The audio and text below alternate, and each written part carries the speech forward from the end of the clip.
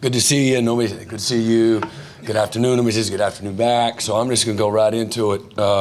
Excited about this week. Had a great Monday practice last night and got a top 20 team in Kansas coming in here. One of our last 3 home games for the season.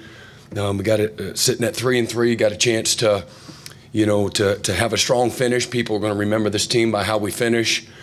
And I think it's incredibly important that this week, like any other week, is virtually the same in regards to what it takes to win and be successful. We're still not where we want to be, obviously.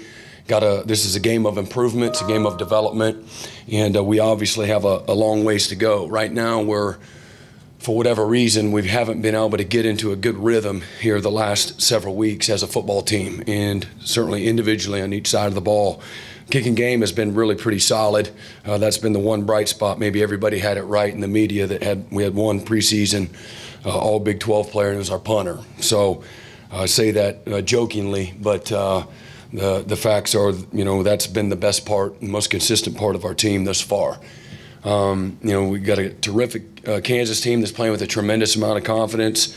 Coach Leipold has done a fabulous job at developing his team over the last couple of years. First time that Kansas has been ranked since 2009 last week. And they've won more games this season than they've won, the last 12 seasons. So, the offense has been incredibly explosive and efficient, from time of possession to rushing and throwing to converting on third downs. Top 4 in the country in a bunch of categories. They've only given up three sacks on the year. A lot of option principles, lots of movement pre-snap. They do a really good job with their presentation. Both Jalen Daniels and Jason Bean are 2 really good, experienced quarterbacks. Jason Bean has started 16 games and came in and threw for 4 touchdowns and 260 yards. Did a really nice job, probably a little faster linear speed than Jalen Daniels, both really excellent threats running the football. Running back, Devin Neal averages almost 7 yards a carry. So defensively, they've much improved unit, play with great effort, fundamentals, very tough, only allowing 120 yards rushing a game and top 20 in the country in sacks per game, just under 3. Sacks a game, and they have a transfer in Miami of Ohio that ranks 5th in the country, Phelps, with 6 sacks.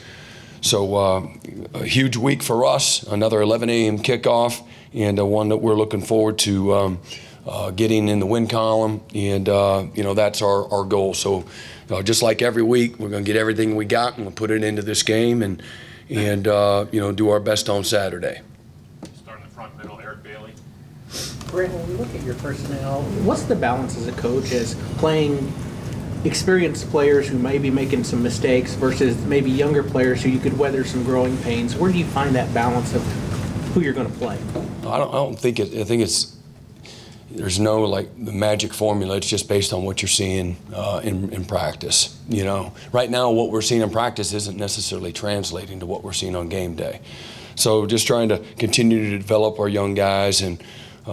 There's some guys that y'all don't know about, maybe have been banged up, that maybe haven't been able to get repetitions, or we're having to move guys at multiple positions, so that's stunted their growth.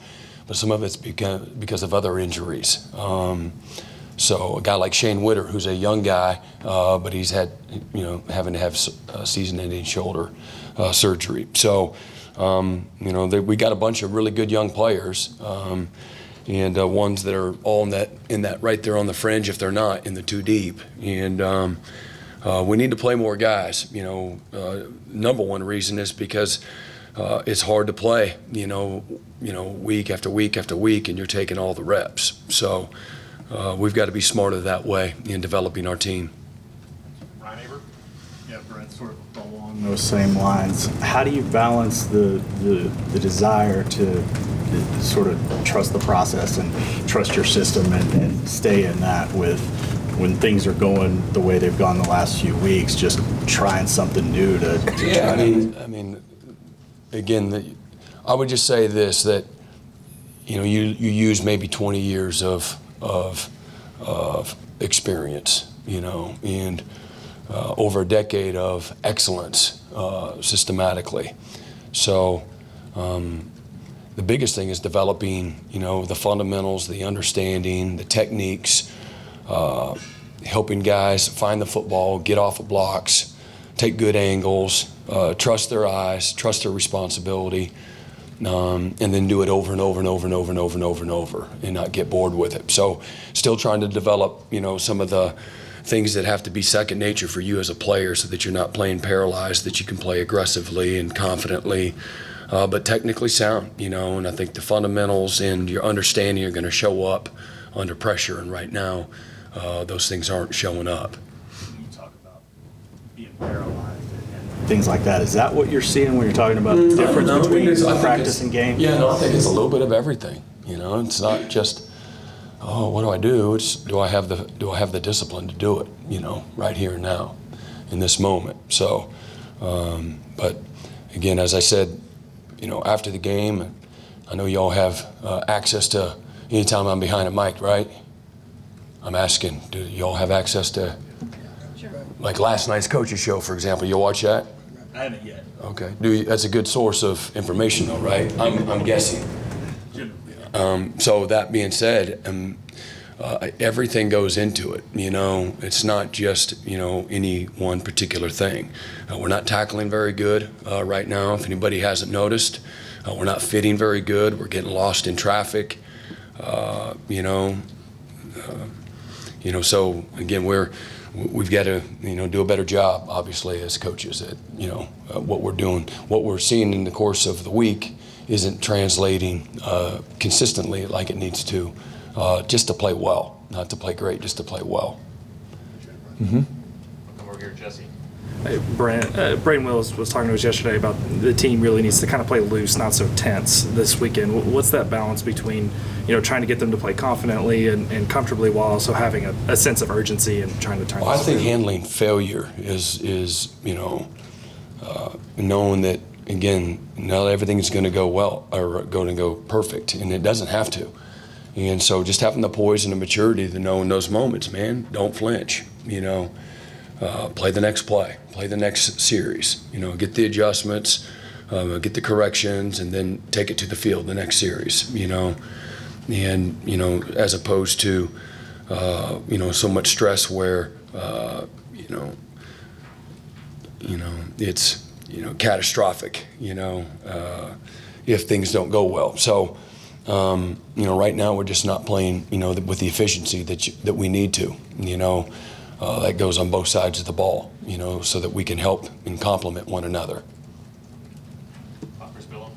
Yeah, Brent, Saturday you mentioned maybe the team feels tired, not only physically, mentally, just like the toll of the last 10 months. And is this something as a head coach you're still sort of learning? The last 10 months being tired, I don't know, but maybe the season's always challenging. And so mentally and physically, whether you're winning a whole bunch of games, as the season goes on, the air gets thinner. It gets harder, not easier. And no matter whether you're being successful or you're not being successful, it gets harder. You know why it gets harder? I'm asking, do you know why it gets harder?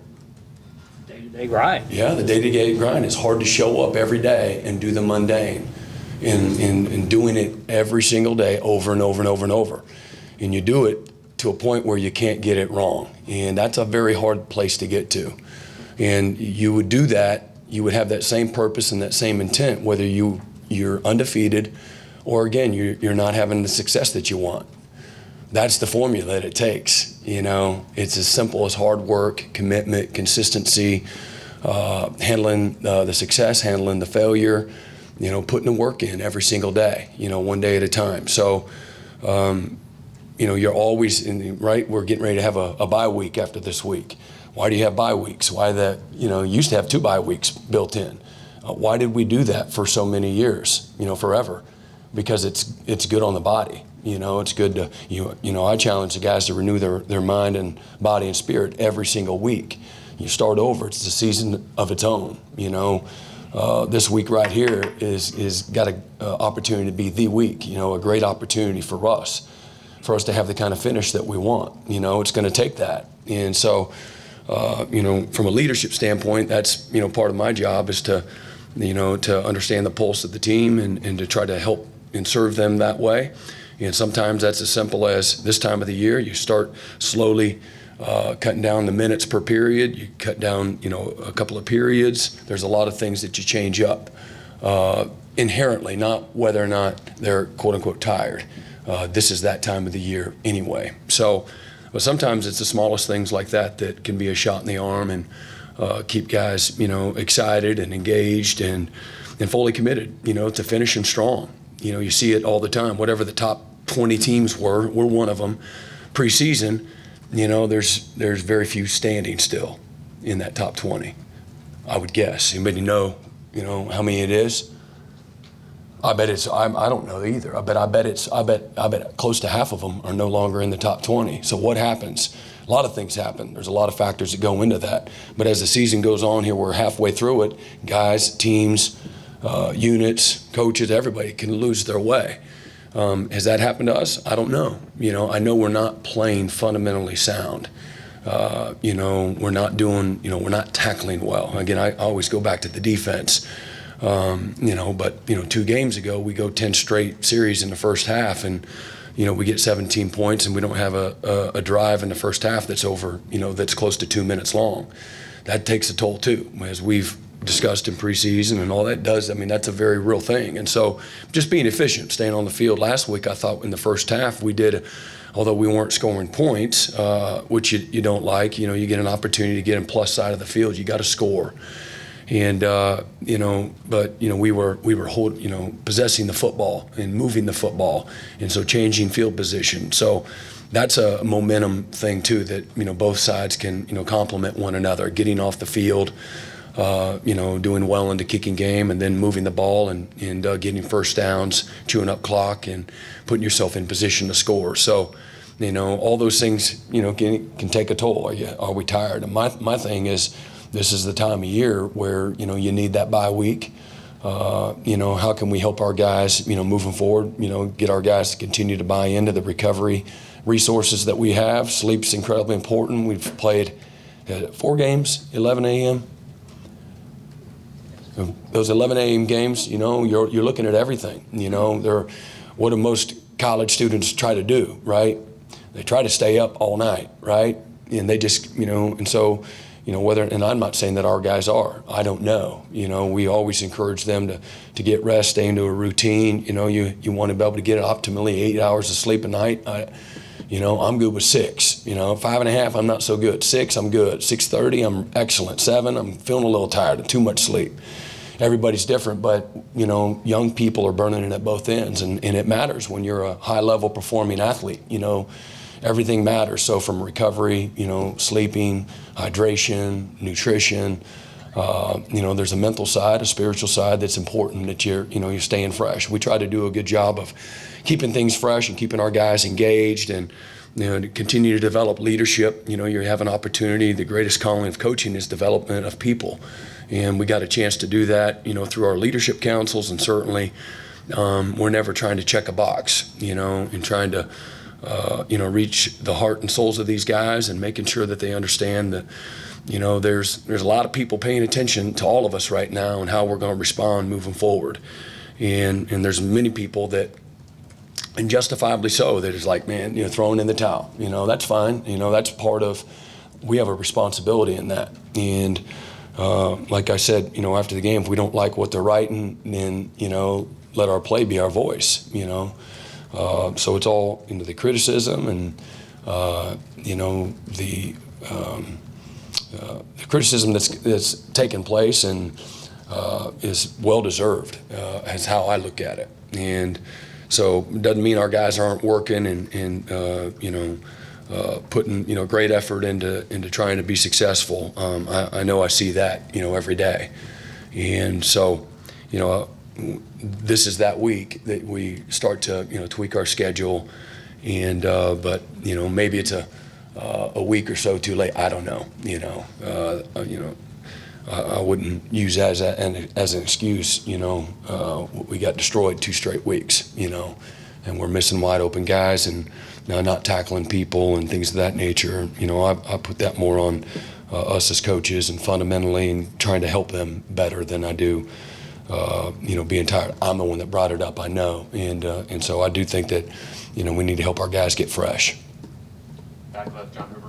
Brent, believe it or not, that was going to be my question too. So I wanted to explore. I don't believe it, actually. You don't believe it? I don't think you're piggybacking off of him, but I was going to explore the Schmitty-built off-season. This is a more rigorous off-season than the guys have had before. You said several times during camp and in the first few weeks you went 24 straight days inside drill. Looking back on that, was that too much coming at these guys at once? Maybe no, that's what we're used to. I've seen it, have high-level success. And we're going to continue to be and stress to be a physical football team.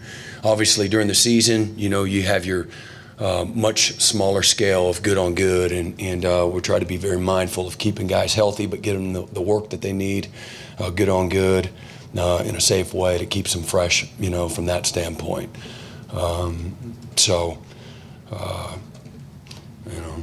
No, I don't think it has anything to do with. I'm digging my feet in here, my cleats in the ground, but I feel very confidently about that. That's not abnormal to what it might be abnormal for other guys, on staff or on the team, but it's not abnormal for me. You got to practice tough to play tough, and we're not as tough as we need to be right now, and that's that's on us as coaches, and it's not. I'm not pointing a finger at anybody. We just got to continue to develop that. And so hopefully over time we'll get there. Right side, Gary Niemiec. What have you got, about 1,000 ideas, suggestions since Saturday? I take it you're probably getting bombarded with. Other than my wife, nobody else gives me suggestions. Some random person found my phone number, and he did make a suggestion, but he didn't answer back after I reached back out to him. So, yeah, interesting. I would have been curious to see what the suggestion was. Having said that, here's mine, and you can do with it what you want. Yeah. But I was thinking about this. You thought about having another set of eyes on practice, on film, and or for your sake, just as a head coach. And I'm thinking about Bob. Think about a guy that you know pretty well, who's available to you if you need him. Program guy, as he's now known, right? What about that? Just as another set of successful, established eyes on what's going on right now. Well, I'm certainly not. You can only have so many guys, in your staff, what your budget will allow. Yeah, you're always looking for that, nonstop. So that's what the out of season's for, to address anything that you feel like needs to be addressed. But the bottom line is this: we're not right now. We're not playing good like we need to, and there's a lot of reasons for that. And I got a very clear vision for that. Some of which I've shared, some of which I won't share. And bottom line is we got to do a better job. And how we do what we do is a very proven system. In how we practice, how we train, how we meet, how we correct. All of those things. So I feel very good about that. It wasn't meant as a replacement. No, right, sure. In addition to. Absolutely. Right. I have a lot of wisdom, a lot of guys that have had a lot of success where they've been. I've got old guys, young guys, everything in between. I certainly would never be. I'm always, if anybody were to stand up here and be willing to be transparent and honest, they would tell you that one of my qualities is willing to listen. And certainly, you can't, you listen to everybody and then you evaluate what you want to, apply, use those suggestions and whatnot. So, I'm digging my feet in with y'all, but with my staff, again, wise men learn from others. I've always been, open to better ways and things of that nature. Barry? Yeah, Brent, around the league, we've had at least 4 teams that performed at a high level when they had to go to their backup quarterback. Kansas, one of them. All 4 of them were guys that had played before at that school. Is that part of your problem? Is that your quarterback room is, Brent, you got nobody that was here last year Is that part of the problem of why you weren't able to function? I mean, I'm not going to be the one that says that. Y'all were here, and we had, you know who those quarterbacks are. They're not here, so you got to start over.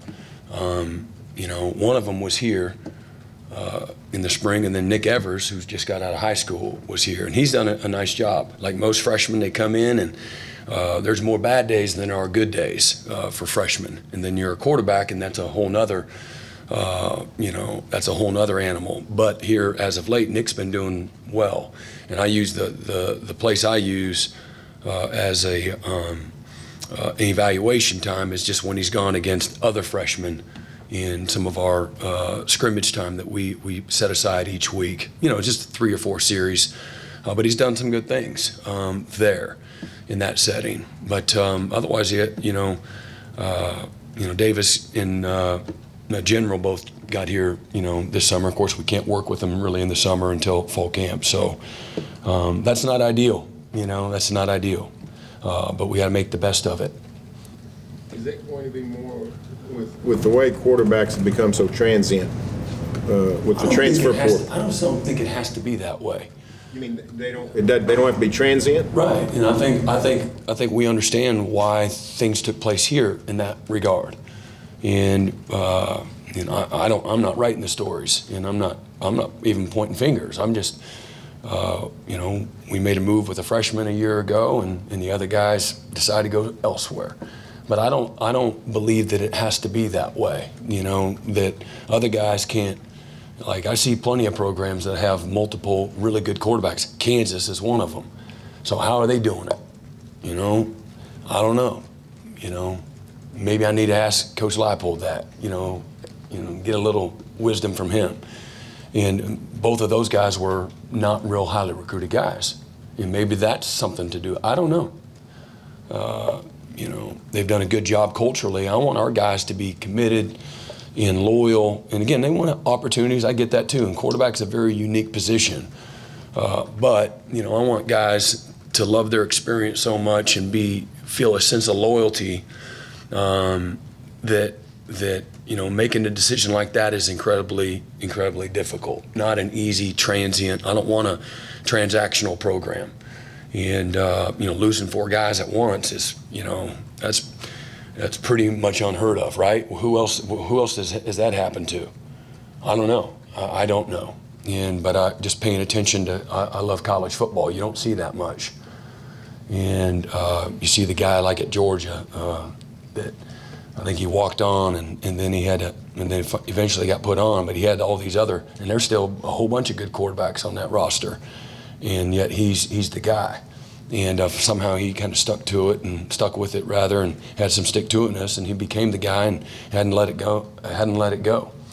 And so that's what you want to recruit to that and develop that, and again, we had to figure that out in a very small amount of time. And I think, to be honest, we didn't get the kind of once we got Dylan, we didn't get the kind of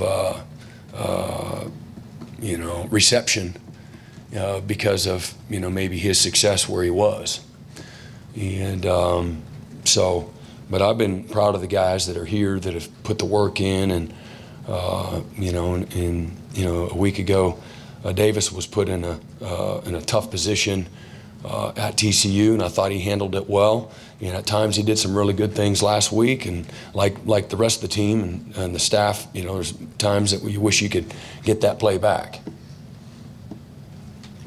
Okay, let's go to James Hale. Brent, you run 2 different defenses, or at least it looks like it. Early in the year, you're getting great production out of your defensive ends, defensive tackles. Lately, you haven't been. It looks like you're running a 3-man front lately. Does that have anything to do with production, with what your guys are doing, in your opinion, or is it a lot more different things than that? What would we run the first week? You remember? 4-3? What would we run the second week? 4-man front. What would we run the third week? I think a 4-man front, or a lot of it. 4-man front. Yeah, it was all 3 there in that game. Who we play week 3? Nebraska. So we sacked them pretty good, and we stopped the run out of that. And played well together as a team too, right? We got the ball. What did we do when we got the ball? Move the ball. We moved the ball. We scored, and that's complementary football. But we stopped the run out of it, and then what did we play against Kansas State? 3-9. All four man. And any sacks that week? No. Yeah, not very much production that week. And so again, and we've always have our sub package. You know, we carry it in every single game I've ever coached. The 3-man, and so the 3-man actually a couple of years ago led the country in defense in the 3-man. Iowa State has been the best defense in this league the last 5 years, year in and year out over that period of time. I think Oklahoma State and Baylor were substantially better a year ago than they had been in the past. And you know, Iowa State's the one that's you know, played really consistent defense in that system.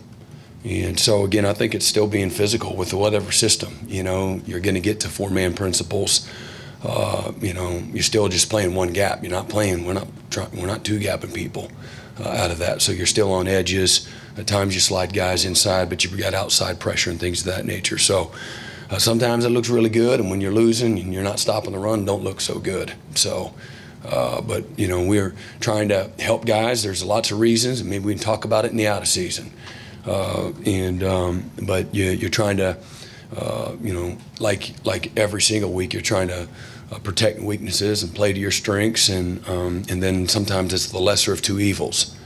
So, but right now, you know, none of it's any good. You know what our expectations are. Cliff Broughton on the right. So, Coach, oftentimes, you know, when a team loses a quarterback, it can still succeed offensively if the play up front is good. What are you seeing up front the last couple games? What concerns you the most about it, and are those things fixable? You know, you're talking about on offense? Yeah, no, our guys up front, you know, I thought they played, you know, Bill will tell you, if Bill stood up here, you can imagine what Bill Biedenbow is going to say. You know, well, I can think that they can play a lot better, you know, but they actually play pretty good. You know, they've been playing pretty good. And none of it looks good when you're not, you know, throwing the ball to the perimeter and, you know, making one of those plays that should go 8 or 9 or 10 yards, and that's the run game, RPO, and they stack the box. You know, when you're not making, you know, the easy pitch and catches, you know, people can start pinning their ears back and making it harder for you, you know, up front. So our guys have been targeting people. They've been moving people. We need to finish better on that second and the third level. That's an area that, you know, occasionally at the point of attack, we need to be more physical when we got angles on guys and we're setting guys up. But that's been a group the last few weeks, probably 3 weeks, that our guys have done a nice job and have given us a chance. That between that and our running backs, I thought have done a nice job. Last week, again, you know, offensively, it's a different, you know, package and, you know, philosophy going into the game based on, you know, trying to play to the strengths of the team.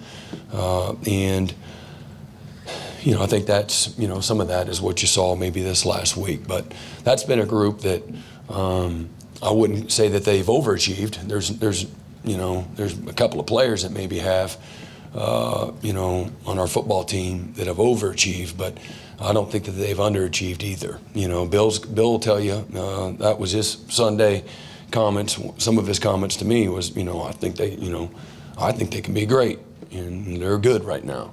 And to me, they've been good enough. You know, we got to get everybody around them, you know, to play good. And again, sometimes, that's the defense doing their part too. And instead of putting pressure, you know, constantly on the offense, or again, vice versa. You know, it goes, you know, both ways. Sam Mays. I'm kind of asked my question already, but I have evaluated the offensive line as they're getting better each and every week, and I'm kind of curious, what was installation like for your Wildcat package? Because you have to have some dudes up front that are winning at the point of attack on the line of scrimmage. to be able to do that in such a short amount of time with as many players as you did it with was pretty impressive. No, I agree with you, Sam. I thought our guys, players, the coaches, whatever they did to teach them their systematically how they taught it, and to get the understanding, the aggressiveness, the physicality that comes with that, the precision that you got to have. There's a lot of timing factors as well. I thought they did a great job. And but again, I think it comes from a group of guys that trust and believe, and then they put the work in. And again, the coaches that put the scheme in there together to make it all work. But ultimately, the players, their physicality, their precision, their fundamentals are the things that matter. And Texas has got a big, long, athletic front, and they did a great job. And if we can, and we didn't, but you're always evaluating all of it. So this is part of it. Like, you really feel strong that that game at the worst case could be 21-10, 21-14. You convert your 4th and 1, you punch it in there, you continue to move the ball methodically right down the field and not turn the ball over, and maybe be a little more patient there.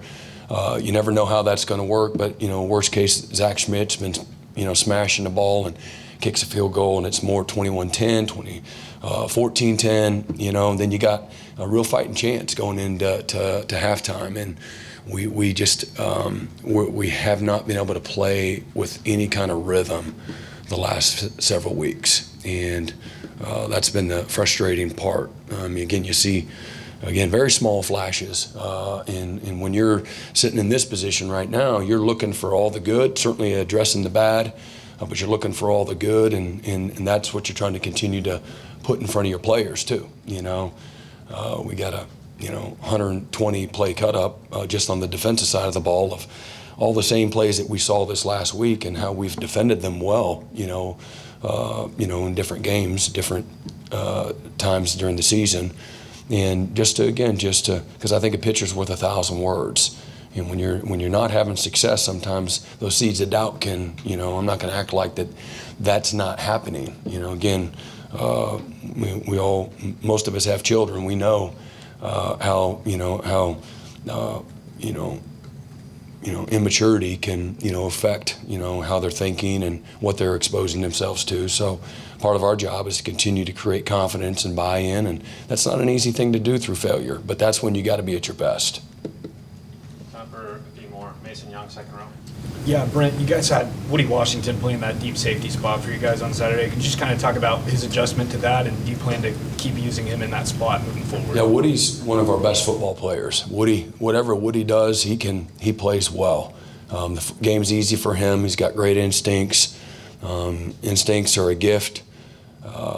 Patience, and we had a chance to pick him off. I think it was the second drive of the game, and which again hey Woody, great job getting there. That's the first part of the hard battle. We got to make those plays. You get two hands on it. We got to make those plays, and that's what good players do, good teams do. And Woody's a really good player, and so we're trying to find ways to take advantage, put guys in playmaking position, in positions that are systematically that require guys to make plays. So we'll continue to evaluate all of our personnel, him included, to try to help them be successful.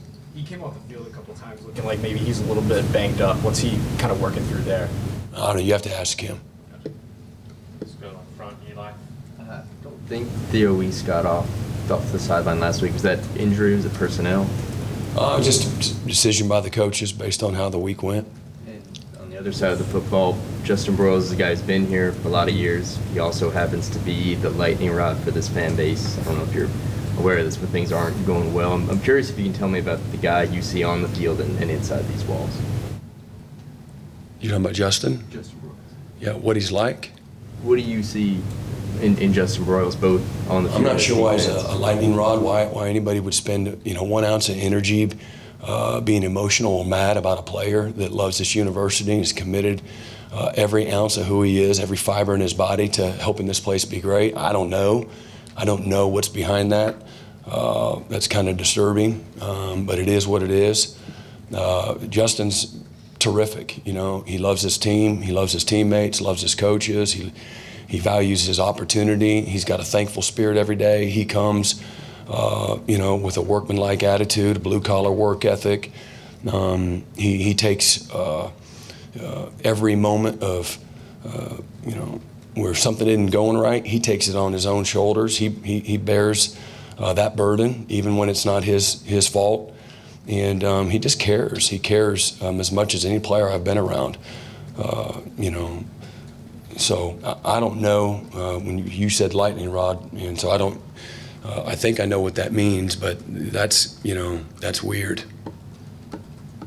Back row, Kerry Murdoch. Especially when you talk about a kid that could have gone anywhere in the country and chose to come here and chase his dreams and make a lot of sacrifice and put his body in harm's way.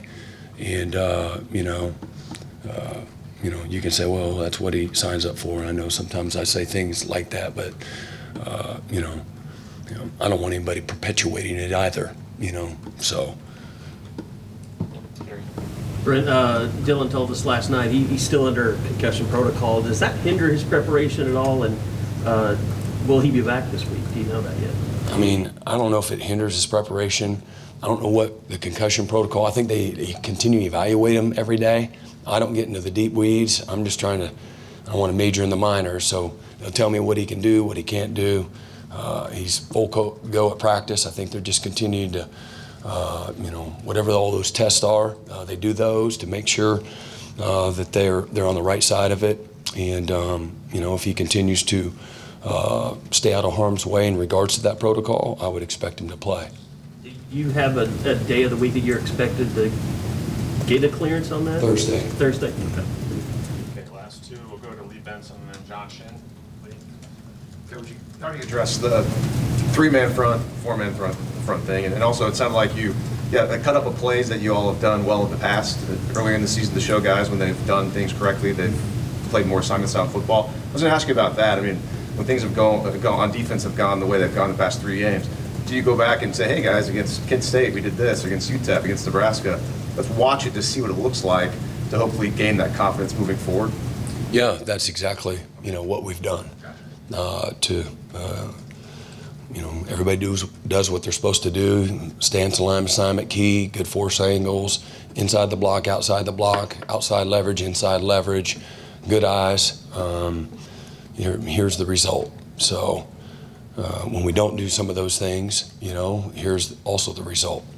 So just helping our guys just learn and grow, mature within, our systems. Back row, John. Brent, you mentioned not getting first downs and kind of being an overall issue. One thing it kind of seemed like on Saturday and off season, when you're going up tempo and you're not getting first downs, that can really be a problem. Has there been any thoughts of kind of maybe coming up with different speeds for that offense throughout this year? They do have different speeds, and what we need, the focus though is to get first downs, and I say that that's Captain Obvious here, but it can be a burden. So